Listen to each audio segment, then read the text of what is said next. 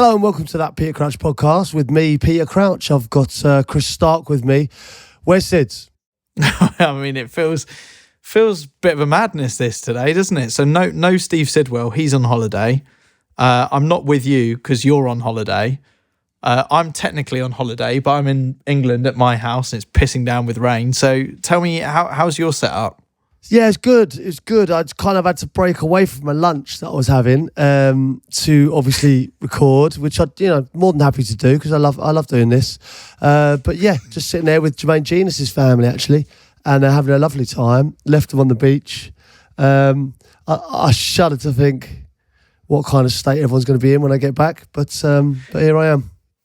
Yeah, so is Jermaine there as well? You couldn't tempt him in as a substitute for Sid? He said to me, more than happy to come in, more than happy to step in. But the only stipulation was we had to bring the entire laptop, the camera, microphone to the beach. And unfortunately, it wasn't an option. That would have been nice. Yeah, it would have been a good one. And how's your week been, Crouchy? I feel like every time I catch up with you at the moment, it's just about your antics on holiday. Yeah. Unfortunately, that's where we are at the moment. I don't know if you've noticed, but obviously, if you're watching this, you will notice. But I shaved my beard off the other day, yesterday. Usually I use clippers, but I've bicked myself to death. By the Have you? Yeah. I don't know. Listen, Gillette, if you'd like to get involved, obviously I see Raheem Sterling on all the ads, but I am available. But it made me look like I haven't seen my mouth for about 20 years. Well, then surely we should be in for that old BIC pound, shouldn't we? I actually met one of the sons of BIC not too long ago at something. Yeah, it was a really weird experience, and it's the kind of thing that I look back now and I wonder if they were lying. If someone says a job but it's one of those made up jobs, so sometimes if you're out in the pool you make up a job just to have a better success. Yeah, like a dolphin trader. If you say that you are the grandson of the BIC dynasty off of pens and razors, it's the kind of thing no one can question. But do the razor people do the pens? Is that a thing?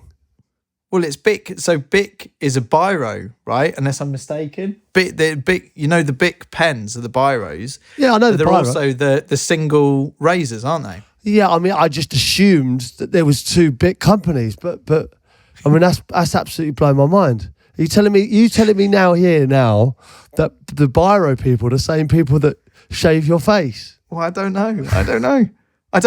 But the guy when I met son of BIC, or grandson of BIC, whatever it was, his first thing was like, yeah, my family make pens, not razors. Yeah, that's what I mean. That's mad, isn't it? Well, it's just, I mean, that's something that we really, really need to dig into because, I mean, I just assumed they were two different, because it's two mad fields to be in, isn't it? Writing, totally, and shaving. Yeah.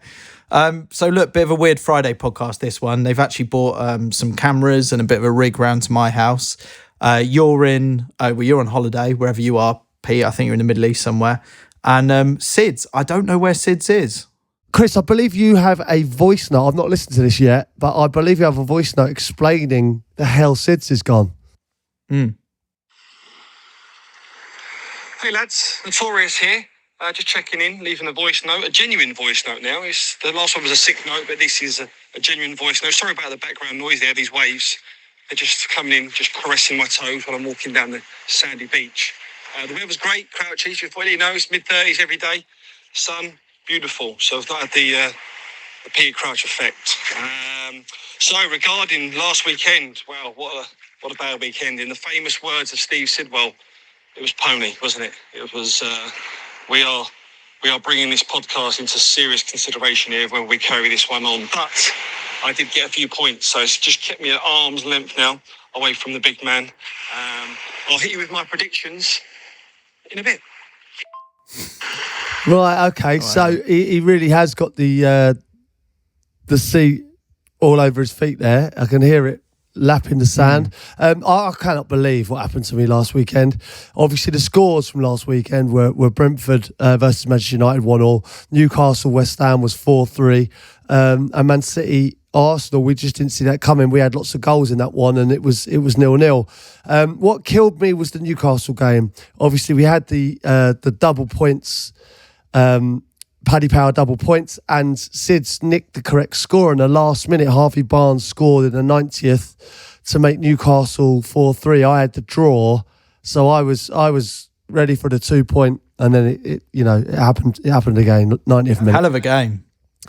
Incredible game, yeah. I just wanted a draw, and it didn't happen for me. Yeah, it's been a tricky week for you because obviously you played your Paddy Power boost, and I think with that, I mean, I sensed a bit of a vibe from you when you joined this call here to do the podcast. I couldn't tell if you were pissed off just because you've been removed from your what I imagine is quite an extravagant Dubai lunch, or if it's because you're going to have to explain away the fact that you've done your Paddy Power boost, which would have enabled you to have double points on everything. There was 18 points, 369. Yeah, I'm doing the maths here. 18 points available to you, and you've come out with nothing off this week, P. That is it's huge. It is very, very big. And I can't believe it, to be honest. But I'm like, this is the difference. It's like, I'm 3 minutes away from a double pointer there, and that puts you both on 14 and me on 11.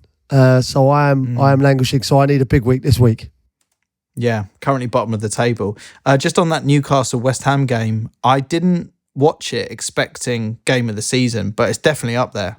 It really was. It really was. That's the thing. You never know what, like, it just feels like every game just throwing up like big scores, big results, and great entertainment. So yeah, great game to watch, great game to be involved, and obviously the games are on slightly later here, so I am watching them slightly glassy-eyed at times.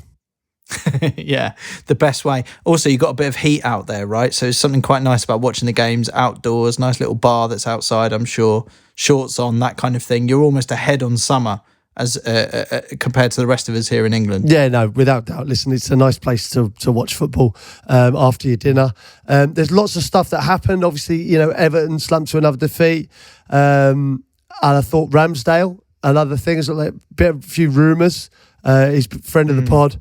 Rumours of a potential lifeline at Newcastle. Yeah, I mean, interesting couple of things you're saying there. Yeah, Everton with a defeat over the weekend obviously got a draw earlier in the week.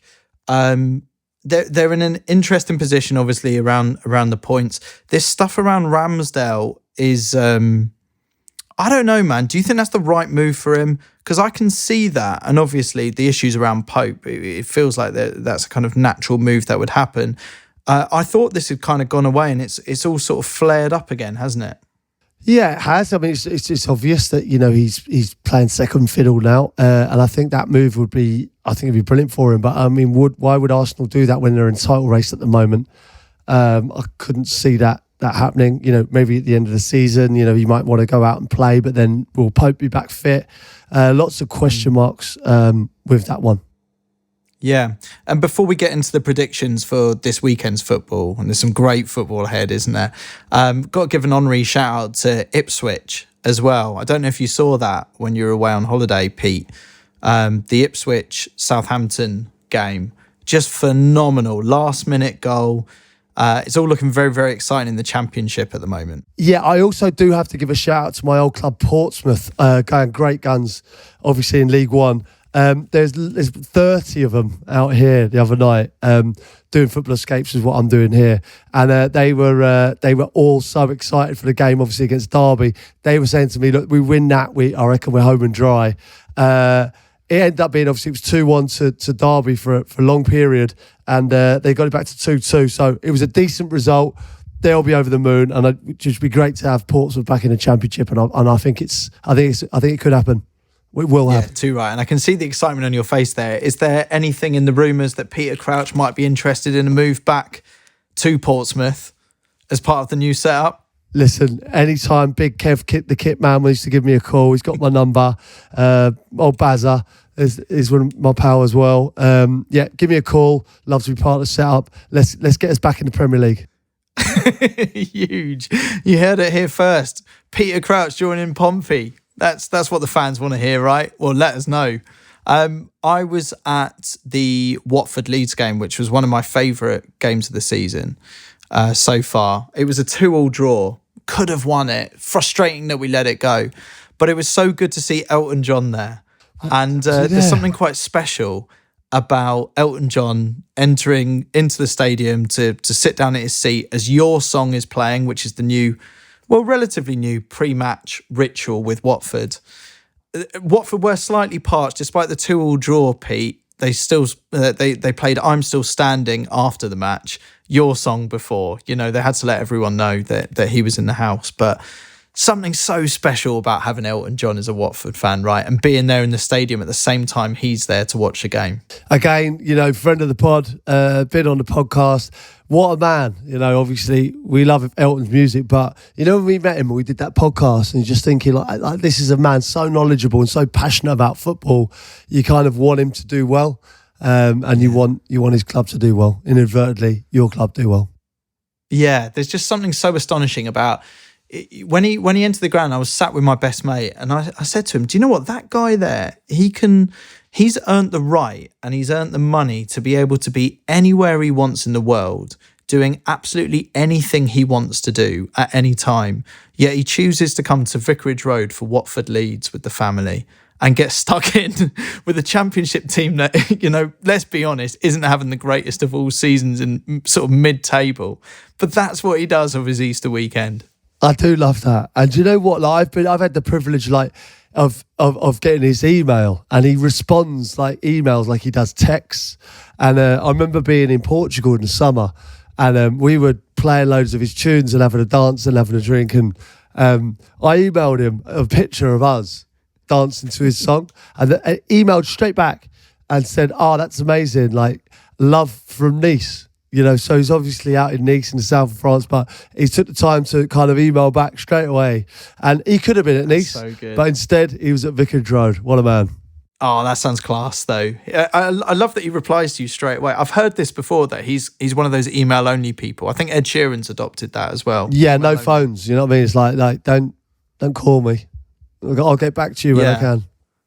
Do you think you're going to head down that way, Pete? Email only? I'd like to go no mail only. Like, I don't know. The thought of not having a phone, it's really, really appealing. I feel like it's... Yeah. You're always on, aren't you? Whereas if you just didn't have a phone, imagine the life you'd have.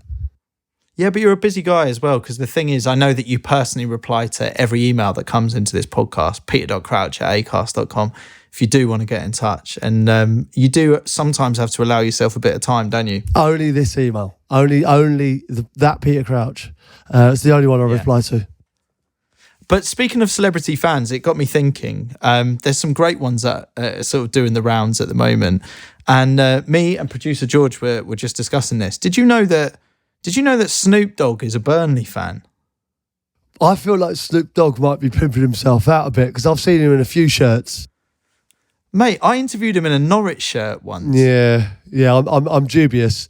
I mean, there's Sugar. I saw Sugar Ray Leonard in the in the Stoke programme in a Stoke shirt once, and I was slightly dubious of that, along with Busta Rhymes. Busta Rhymes a Stoke fan? Well, he had the shirt on in the programme. Don't quote me on it, but I've heard Busta's all over it. A lot of these celebrities are just complete and utter sluts to football teams, aren't they? You're right, they're loose, and they get all the noise about, especially if they're touring and they're in a certain town or a certain city and they get involved in the football club. But I think it would be good to just get some clarity on exactly who they support and stick to one team, because I don't think you should be allowed to float around. Doesn't matter if you're a mega star, if you're a pop star. I think you should have to choose one team. Yeah, well, and we're looking at you, Snoop Dogg. Yeah, I've got my suspicions on Sylvester Stallone at Everton and Tom Hanks at Aston Villa.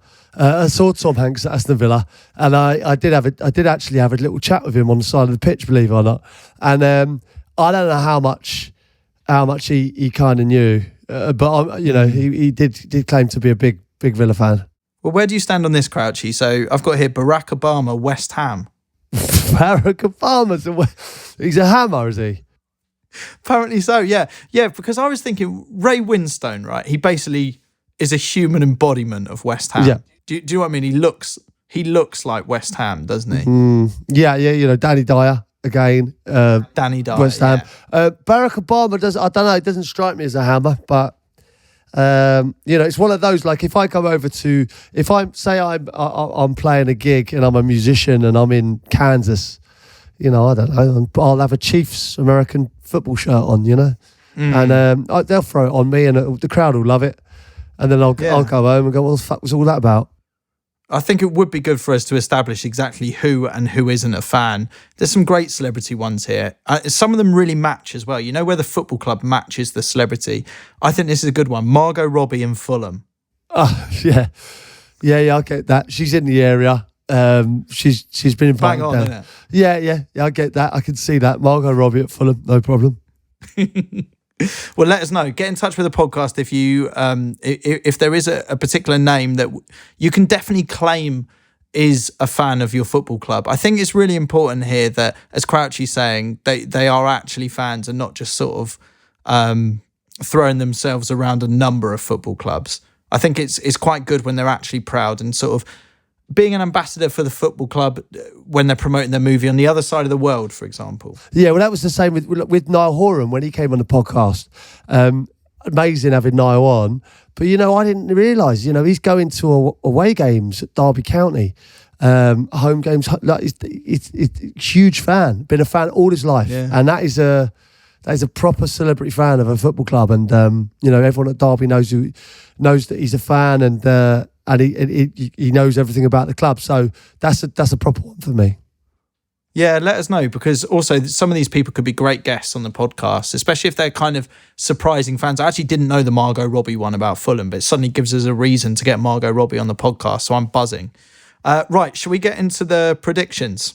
Yeah, a bit of a disclaimer here. Some of the midweek games we are going to miss out on at the time of recording. We don't know the results of those, so we're going off pretty much the weekend. But we're getting into some big games and nothing bigger than this one. The next part of the podcast is supported by Paddy Power and their big weekend fixture. This is Manchester United versus Liverpool. Again, another cracker. Yeah, well, this one is at Old Trafford, of course, and going there as a Liverpool team. I mean, it's an incredible rivalry between these two teams that sort of turn this game into not just important in the Premier League, but it almost feels every time these teams play, it's almost like a cup final in its own right. Well, 100% it is. For me, it's the biggest fixture in English football.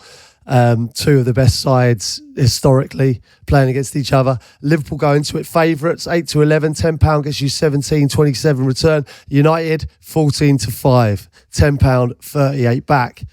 So we can see from the odds there, Liverpool going into the game big favourites. United probably struggling in sixth, and Liverpool battling in a three-horse race with City and Arsenal. So I think my result will reflect that, but I think we should play Sids as first for a bit of. Yeah, do you want to do that? I suppose we got the power to be able to do that. Wow, listen, if he's going to be in the Maldives, he can have his one going out first. Let's see what Sid said.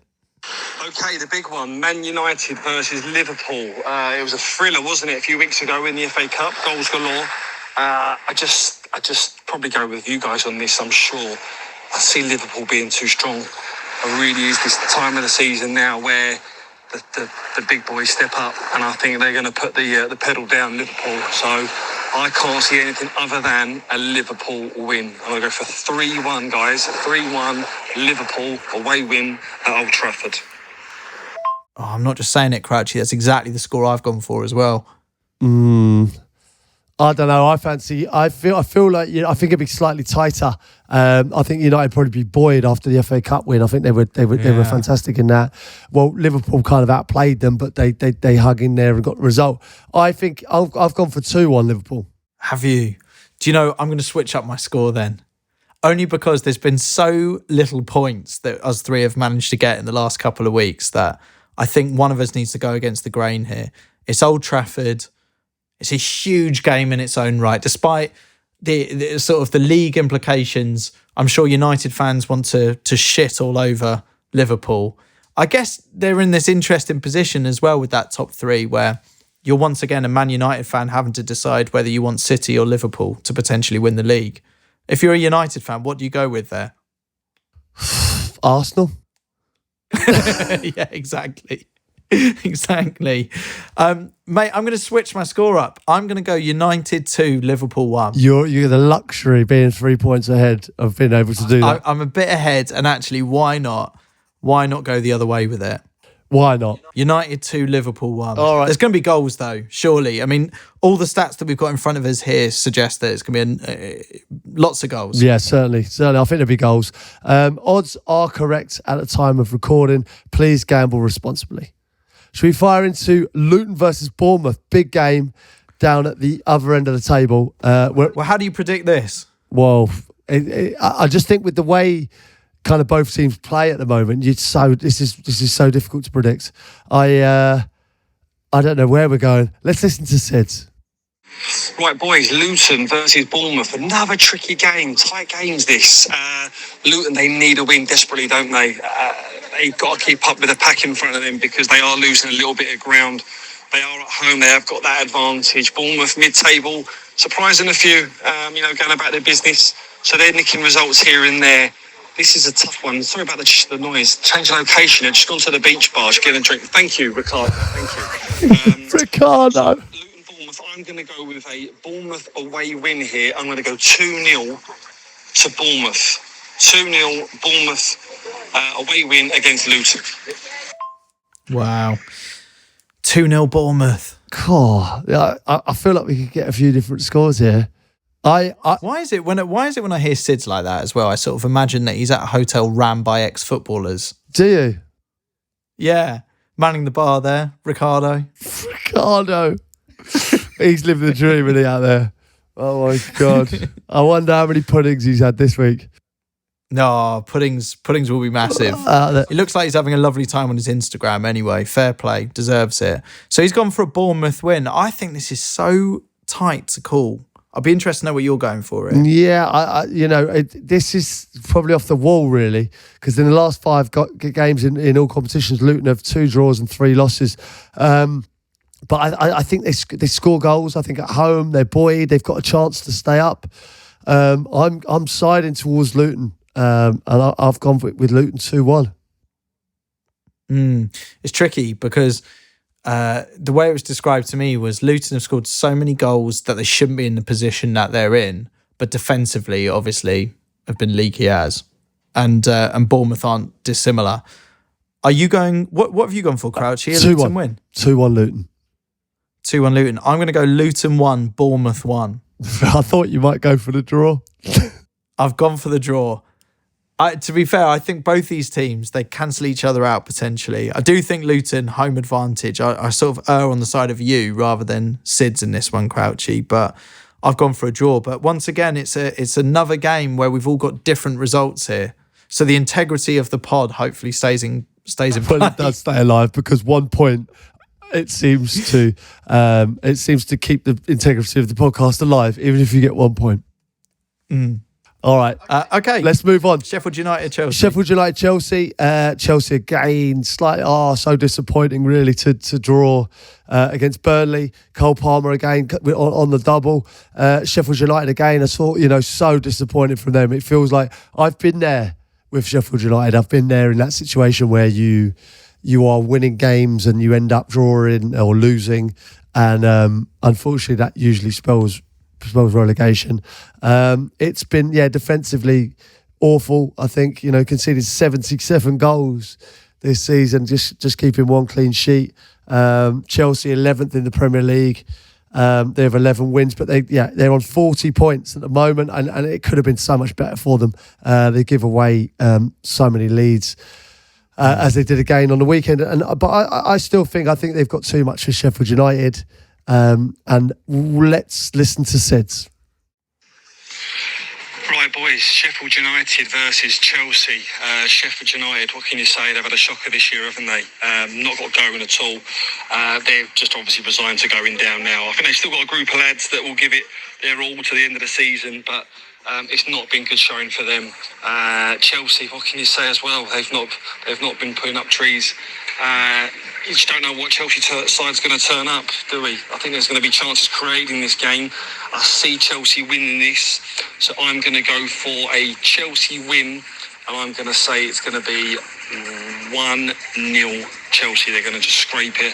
A 1-0 win against Sheffield United. Oh, Crouchy? Yeah, obviously at the time of recording, we don't know what's happened in the Chelsea-Manchester United game, which will be a big game on Thursday. Obviously, that'll be a tough game. But I think they could potentially come unstuck against Manchester United. Obviously, we don't know what's happened there, but I think they're comfortable against Sheffield United. I don't think it's comfortable, but I do think they get a comfortable result. I think they win 2-0 against Sheffield United. I've gone 2-0 as well, Crouchy. So I'm tempted to just make it a slightly different offering here. I'm going to go 3-0. Chelsea 3, Sheffield United 0. And what I'm going to do, Crouchy, on all my results today, because I've got it in the pocket, I'm doubling down. I'm going for the Paddy Power booster, please. That makes me feel ill. I'm going for it. I'm going to throw it down on this one, mate. So double points on every game. Right, so if it comes good. I was going to go for the other Paddy Power boost, right? And ring Jermaine Genius, who I've just left. Can you? Well, I was thinking about doing it, but then I saw him order another bottle of wine. So I've decided against doing that this week. Fair enough. Okay, so you're going to keep that back. I've got to say, I think you boys, despite Sids getting 2 points from the last weekend's results, you haven't played your Paddy Power boost there particularly well. No. Bear in mind there was double point. Even Sids, to get 2 points from that isn't a great result, despite what he's saying. No, it was an absolute disgrace, Chris, and it was absolute embarrassment. But here we are. I'm now scrambling for points, and I don't care what anyone thinks of me. I just need to not do this fucking forfeit. But it doesn't matter because you're on holiday. Exactly. So right. I'd far rather play this now whilst you're away from me and relaxed and somewhere else. But yeah, that's what I'm going to do. I'm going to play the Paddy Power boost this week. Double points up for grabs. So this could be massive for the league table if it comes good. I'm so excited about this weekend's football. Right, okay, let's move on. I've got a few shirts and messages. This one I've seen. I think it was actually sent in for you, Chris. I saw this from the Liverpool game the other week. It was a lino, and on his boots is printed Ledge. So he's got blacked out boots here, and obviously this has been sent in. I'm not sure. There's no name attached actually, but at the end of it, it says "What a cock."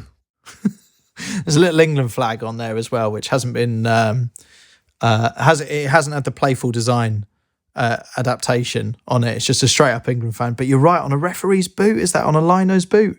Ledge. I don't know. Even on a player, if I lined up with a player who had Ledge on his boots, I don't know. I feel like it might be something that he says. I don't think he thinks he's a legend.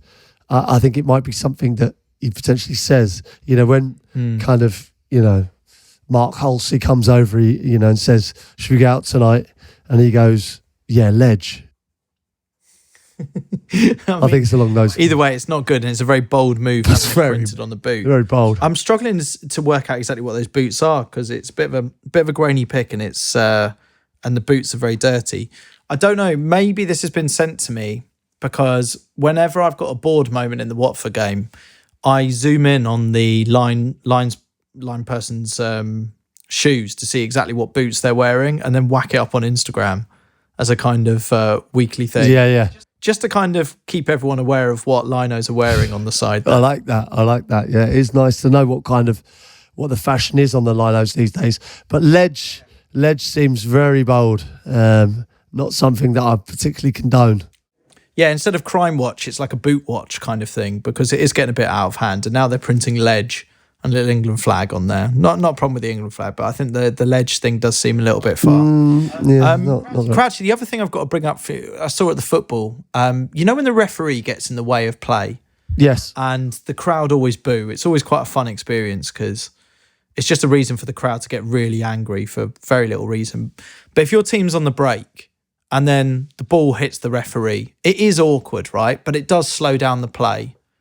Yes. Me and my best mate Dougsy were saying, is there a case there that to kind of because what they then do is they put the ball down and you get to start from there, but you lose your attacking advantage, right? Is there something to be said that actually a fairer way to deal with that would be the referee gets to play for your team for 60 seconds. The referee gets to play if it hits him. Oh my God. Yeah, because they just put the ball down, but by the time they've done that, everyone's regrouped defensively. It's almost like, for me, it feels that when the referee restarts the game, he's actually done more favours for the defensive team than he has done the attacking team. And therefore, if he's kind of playing defensively, i.e. the ball's hit him, and, he's defended it for all intents and purposes, shouldn't he then have 60 seconds of playing for the attacking team? I don't know how much of an advantage that is for the attacking team, though. Just having a ref. I mean, I don't know how good Ledge is, but he, by the sounds of it, he's having himself. So maybe potentially Ledge could take the ball and carry on. But I don't know. I don't think it would be an advantage for the attacking team. Having a referee, having seen a few of the refs play, I don't think it'd be a great advantage. Yeah, you raise a good point there. I don't think I've ever seen a referee actually play football. There is a reason they are referees. Okay. Any other messages for this week's pod? Yeah, there is. I've got one here. Hi, Crouchy, Sid, BBQC. Me and my mates recently went to Tenerife to watch the Cheltenham races. One night we stumbled across a bar and set about having a few beers in there. After about 10 minutes, I looked to my left and saw this football shirt, which for me can only be pronounced as Potato 16 on the back of an Arsenal top. But 10 minutes later, to top it off, Potato goes up to the man in charge of the music, takes the mic off him, then proceeds to call his missus up on the dance floor, then get down on one knee and proposed to what can only be described as Mrs Potato to be. Me and my mates were gobsmacked and left the bar swiftly. This is from Liam. Yeah, he's taken a picture of the guys as well. Well, firstly, we should say congratulations on the proposal. It's lovely that obviously that bar in Tenerife means a lot to them. The idea that you are able to propose wearing a football shirt, despite the fact it says potato on the back of it, is phenomenal. I mean, how massive is that, to propose wearing a football shirt of the team that you love? Well, yeah, I mean, in this photo here, his missus is also wearing what looks like an Arsenal shirt. So she seems very much into it, into the full kit situation. I have no idea why he's got potato on his back. I mean, his head, I was thinking his head does that look potato-like? But it doesn't particularly, not... No, exactly. It must be a nickname for some reason, but I really hope they follow through with this and then get married in the Arsenal kits as well. Yeah. I don't know. I've never heard of that happening either. I've never heard of a marriage where both people are in the full kits. I'd love to see it. I'd love to see it. Do you know what else I'd like to see? We haven't seen recently is a few more signings. If you are getting married, if you could send us in a few of the signing pics with you or potentially your best man just behind you, like the Florentino Perez just behind, as if you're making a fantastic signing for life. That'd be more, because I'd like to see more of those. It's especially when you've got to sign the marriage certificate, that little awkward bit of any wedding. The second you do that, then, maybe do a little handshake. Ideally have a shirt made that you can put in the middle and, as Crouchy says, do the full signing video. That'd be great. Also, big respect to those guys for going, the way they put it, they recently went to Tenerife to watch the Cheltenham races. I've heard of people doing this, that you actually go on holiday just to watch the Cheltenham races. Sounds absolutely fantastic. Yeah, I get that. Yeah, it's very busy at Cheltenham. Get yourself away on holiday. Few people, good group of friends. Watch the races, enjoy it. Sounds very good to me. And good luck to Mr. and Mrs. Potato. Yeah. Please let us know if you do know Mr. and Mrs. Potato and can give us a few more details about that, or get them in touch with us, because it would be lovely to kind of involve them in the podcast here. Clearly big Arsenal fans, and maybe we can do something special for Mr. and Mrs. Potato's wedding. Right. Okay. I feel like we should end this, Chris, with a Susie Dent message, because these have become a signature of this Friday podcast. And I love the fact that she so eloquently explains footballing terms for us. Have you got one? Hi, team. Well, I thought this week I would choose an expression that you suggested, actually, over the last couple of weeks with one of your brilliant suggestions, and that's Daisycutter. And This one has had a bit of a checkered past, some of it quite dark. So it's beginning to take us back to the late 1700s when a Daisycutter was a horse that, when it trotted, lifted its feet only slightly off the ground. So it ran the risk of slicing the heads off real flowers on the grass. So it literally was a cutter of daisies. Then by the 1850s, a Daisycutter was a ball in cricket or baseball that was bowled or batted so that it skimmed along the surface of the ground. So again, the idea was of a close shave, this time with the playing field. And that's, of course, where it's ended up with football too more recently. So far, so easy. But a little bit later, the darker side of the term began to emerge, really during the First World War. And the memoir of Lieutenant Jack Wilkinson describes an attack on the RAF airfield at the Somme and writes of a bomb that seemed to explode before it buried itself in the ground, so that bits and pieces flew horizontally in all directions. And this, he wrote, was a Daisycutter, so named because it explodes just above ground level. Thankfully, for most of us these days, a Daisycutter is a shot in football that slips and skims across the surface of the pitch. And hopefully no daisies or anything else are ever harmed in the making of it. And while I'm at it, I have to tell you the origin of Daisy, as I bore the Countdown crew with it whenever it comes up. So the daisy in Old English was day's eye. And it is called the day's eye because this is a flower that opens its petals at dawn to reveal that central sunny disc, the yellow disc inside, and it closes its petals again at dusk. It is the eye of the day, the day's eye. I think that's beautiful. God, that was lovely. Well, it really is beautiful, isn't it? I mean, that's absolutely stunning. Daisycutter was obviously, very similar to how she explained it there. I remember Sid was very good at Daisycutter. He was good at like switching the play, pinging it out along the ground, but like just hovering above the grass. And I think it is How do you do that? Do you have to kind of wrap your foot around it? very much more? kind of like on the side. So you come on it from the side, and it's a laces kind of pass. Steven Gerrard, top drawer in it, Xabi Alonso. You know, when you haven't got someone to get over, you could hit a 50, 60-yard pass, pinged along the floor. You know, the quickest way of getting there, just above the ground. A beautiful looking pass, I would describe as a Daisycutter. And Susie obviously came to that perfect well there. All right, yeah. So apologies, everyone. Everyone's in different bits of the world and all that kind of thing. We're back to normal next Friday. And enjoy the weekend. All right, nice one. Chumbawamba.